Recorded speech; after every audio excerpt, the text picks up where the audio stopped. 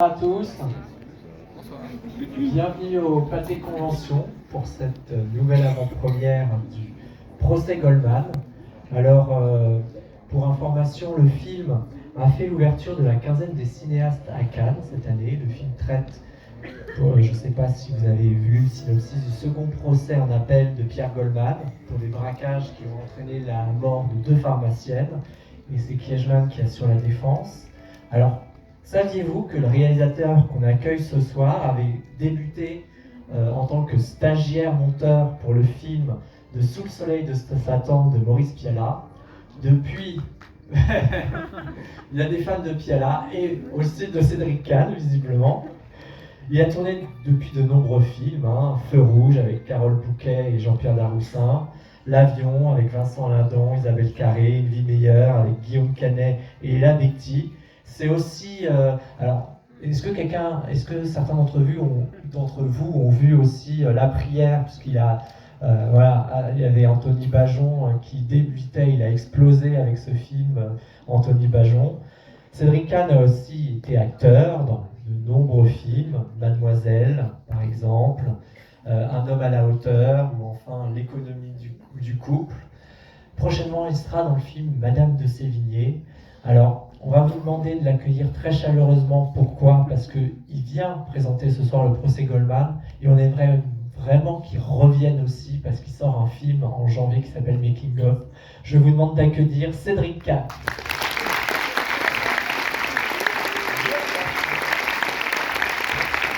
Le producteur, mais bien sûr. Voilà, c'est ça. Le producteur du film, Jean-Jean, on l'a vu.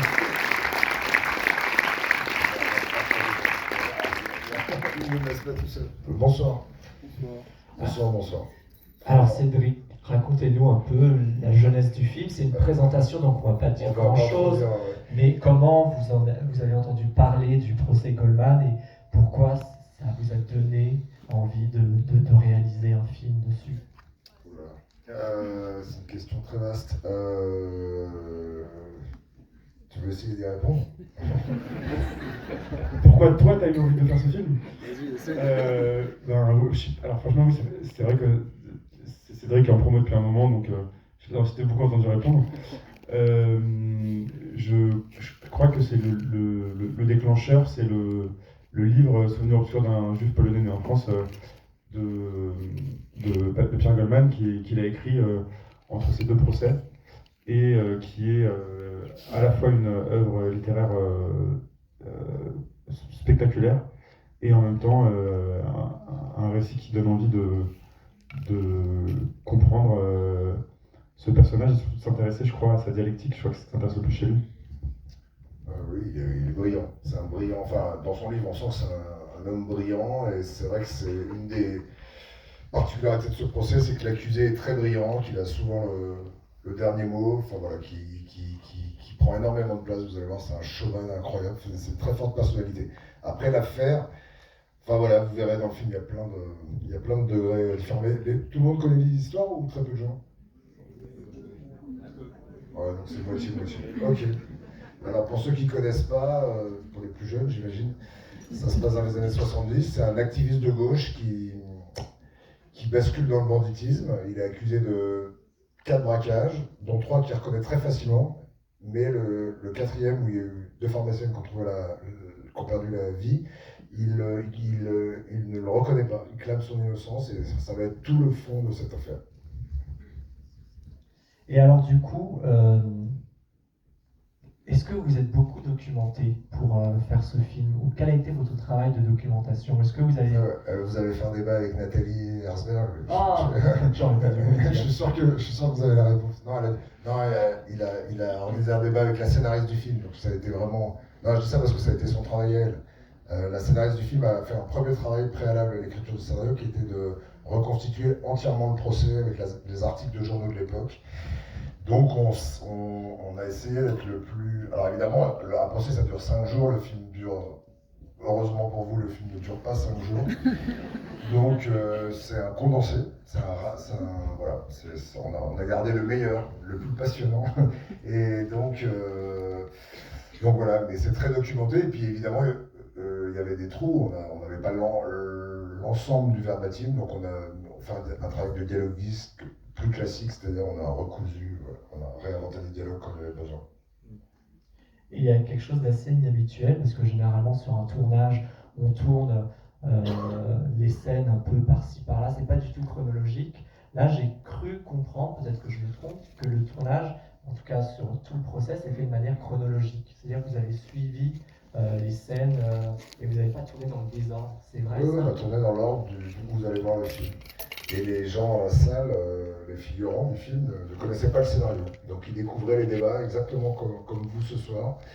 Et vous allez voir, le public du procès est très, très réactif. Mais bon, il faut peut-être pas.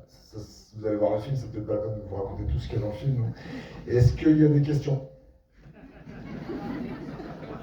avant que je m'en aille, parce que je serai pas là à la fin. Allez-y. Est-ce que vous parlerez un peu Je vais la répéter plus fort. Est-ce que vous parlerez un peu de l'aspect aussi Goldman, musicien Le frère. pas le sujet. Alors, est-ce que tout le monde sait que c'est le demi-frère de Jean-Jacques Goldman? C'est pour ça que vous êtes venu voir le film. Alors, une question sur Pierre Goldman, musicien? Il n'est pas vraiment musicien. Il a écrit un livre, il a surtout été reconnu pour ses qualités d'écrivain, parce que son livre a été un grand succès. Enfin, les gens, je crois pas qu'il ait fait de musique, non, pas spécialement. Oui, il vivait beaucoup avec les Antillais, il jouait de la salsa avec les Antillais, mais ça ne fait pas de lui un musicien. Enfin, je crois pas. Allez-y. Est-ce que vous avez une opinion sur la culpabilité ou l'innocence Alors, Est-ce que le monsieur me demande si j'ai une opinion sur la culpabilité ou l'innocence de Pierre Goldman?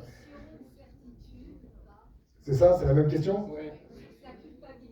Alors, le film est fait pour que vous fassiez votre propre opinion. Non, mais c'est vrai, vraiment, le film, c'est un hommage à la justice, au débat contradictoire, à la difficulté de déceler la vérité, faute de preuves matérielles. C'est vraiment ça le sujet. Donc, déjà, le film est fait pour que vous fassiez votre propre opinion. Donc, déjà, jamais de la vie, je vous imposerai mon opinion avant que vous voyez le film. Et par ailleurs, oui, est-ce que j'ai mon opinion? Oui, j'ai une opinion. Voilà. Pardon? Avez-vous rencontré des personnes qui ont vécu le procès? J'ai rencontré Georges Kiechman et Francis Chouraki, qui sont les deux avocats de Pierre Goldman dans le film et dans la réalité. Et voilà. Et c'est tout. C'est les seuls que j'ai rencontrés, qu'on a rencontrés. Pourquoi il a voulu se défendre tout seul? En fait, il ne se défend pas tout seul. Il a 3 avocats, mais il pense, vous allez voir, c'est très clair dans le film, il pense qu'il est un meilleur avocat que ses avocats. Il a plus confiance, non, en gros, il a plus confiance en lui qu'en ses avocats. Et en fait, c'est pas vrai. Parce que vous allez voir, il a une défense qui est quand même très, très périlleuse, quoi. Il a un goût de la provocation, du bon mot, de faire rire l'auditoire qui le met souvent en grand péril. On y va? Allez, question. dernière. Qui est cet acteur que nous ne connaissons pas? Alors, c'est l'acteur qui joue Pierre Goldman, c'est un acteur belgeo-flamand. Il a joué déjà dans quelques films, mais c'est son premier très grand rôle dans un film français. Il s'appelle Arié Vertelter. Vous allez voir, il est stupéfiant. Il est incroyable. C'est un peu plus que de l'interprétation, c'est presque de la réincarnation. Il est très puissant, et je pense les acteurs globalement du film ne sont pas des acteurs connus, et je pense que ça devrait être aussi un plaisir de voir des gens d'abord qu'on identifie à leur rôle, voilà, qu'on n'a pas encore beaucoup vu. Enfin, voilà. J'espère en tout cas moi c'était le projet de faire le film avec des acteurs moins connus, et j'ai eu un grand plaisir de le filmer. J'espère que vous aurez le même plaisir de les regarder. Merci beaucoup. Merci à vous. Le film sort le 27 septembre, donc soit mercredi prochain. Merci beaucoup. Si ça vous plaît, évidemment, n'hésitez pas à évangéliser sur les réseaux. Si ça vous plaît pas, Il faut mentir. fermez vos bouches. Voilà, il faut mentir, comme je dis Vous d'habitude. dites que c'est bien. Voilà. Merci aussi à Ad Vitam, qui est le distributeur du film, qui nous a permis cette avant-première. Et je vous souhaite une très bonne soirée et un très bon visionnage.